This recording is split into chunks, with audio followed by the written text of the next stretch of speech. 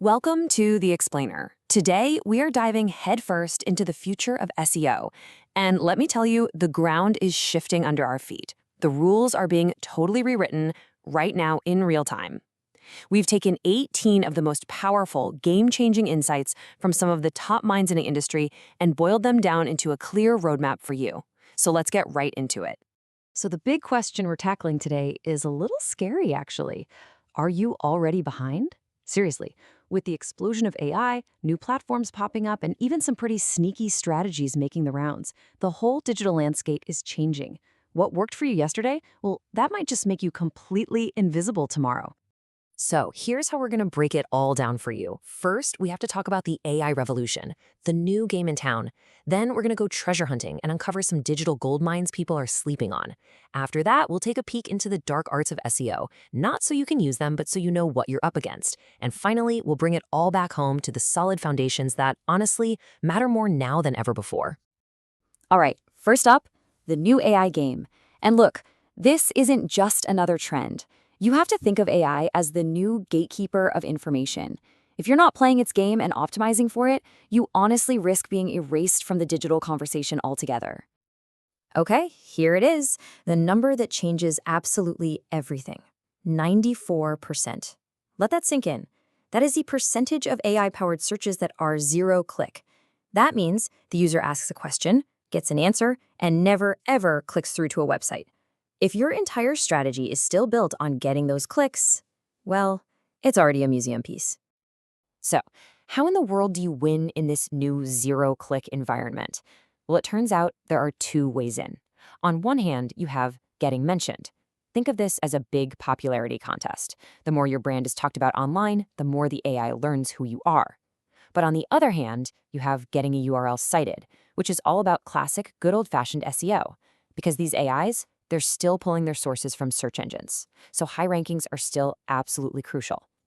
The real winners will master both sides of this coin. Now, some marketers are getting really clever. They're not waiting to be found. They're actively seeding the AI models. It's a technique being called the parasite strategy. Here's how it works. You start with one really good human-written article. Then you use AI to create tons of variations of it, and then you publish those versions all over the internet on different platforms. What's the goal? To completely saturate the information landscape so that when the AI goes looking for answers, all it finds is your content, your narrative. And this creates something incredibly powerful, the AI backlink loop. Just imagine this for a second. An AI assistant cites your website in an answer. Then, a journalist who's using that same AI for research sees your name. They click, they like what they see, and they link to you in their next big article. Well, that new link boosts your SEO, which makes it even more likely the AI will cite you again in the future. It's this amazing self-feeding cycle of authority. Okay, so while AI presents some huge challenges, it's not all doom and gloom. It also opens up some incredible new doors. So let's shift gears and talk about the untapped digital gold mines. These are the massive growth areas that most people are just completely ignoring right now. $500 million. That's the estimated size of the opportunity just sitting there, waiting for people who are willing to translate their English content for a global audience. We saw one example of a blog that grew its traffic by 20 times. Yeah, 20x, going from 100,000 to over 2 million visitors a month, just by using this exact strategy. And just to put this into perspective, to show you the scale we're talking about, there are 570 million Spanish speakers online. That's a massive, engaged market that so many US-based companies just don't even think about. The effort it takes to translate your content is tiny compared to the potential reward. This is easily one of the biggest growth hacks available right now. Another one of these gold mines is Reddit, but it's all about how you approach it. As this quote says, you have to own the digital real estate instead of just renting it. Stop just spamming links in other people's communities. The real power comes from creating your own subreddit. That way, you're not just a visitor, you're building a valuable community asset, and you control the entire conversation. And for all the local businesses out there, listen up. There's this powerful 3-part combo called the Unholy Trinity. It's pretty genius. It combines multiple Google business profiles, your official listing on Google Maps and search, with smart local link building and super targeted Reddit threads.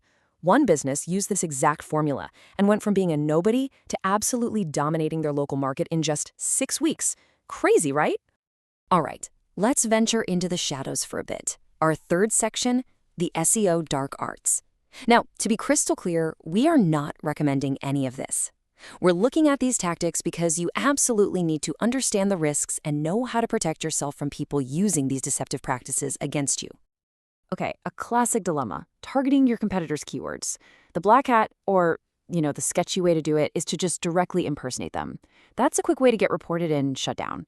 The white hat, the ethical and frankly much smarter approach, is to create content like alternative 2 pages or brand X versus brand Y comparison articles. This way, you legally and very effectively capture buyers who are already looking for a solution. This next one is a bombshell. A core metric in SEO called domain rating, or DR, it's this score that's supposed to tell you how authoritative a website is. Well, it might be built on, and I quote, fake math. Turns out it's shockingly easy to game the system and artificially inflate a site's DR score. This has created a whole shady market of people selling worthless, wildly overpriced links to unsuspecting buyers. Okay, a quick but really important warning here. We're about to talk about a high-risk tactic, and this is purely for educational purposes, so you can defend yourself against it. Some shady operators will actually clone a company's Google business profile in a new city just to steal their leads and customers. It's dangerous, it's illegal, but you need to know it exists so you can keep an eye on your brand and protect your own listings. So, after exploring all these futuristic AI trends and sketchy dark arts, our final section brings us right back home. Because with all this change and chaos, having a solid, unchanging foundation isn't just nice to have, it's your ultimate competitive advantage. Let's talk about a really powerful on-page strategy called the reverse silo. Now, traditionally, you'd build your main pages first and then add blogs to support them, right? Top down. Well, this method flips that entire idea on its head. You build all your supporting articles and blog posts first, and then you use all those internal links to shoot their authority upwards, funneling it all to your most important money pages. It's all about building authority from the ground up. Of course, none of these fancy strategies matter if your content isn't great. This right here is basically the timeless checklist for a perfect SEO article. It covers things like an EEAT-focused author bio. That's experience, expertise, authoritativeness, and trustworthiness. Plus in-depth content, clean structure. These are the fundamentals. They're what make both real people and the search algorithms happy. And honestly, getting this stuff right is totally non-negotiable.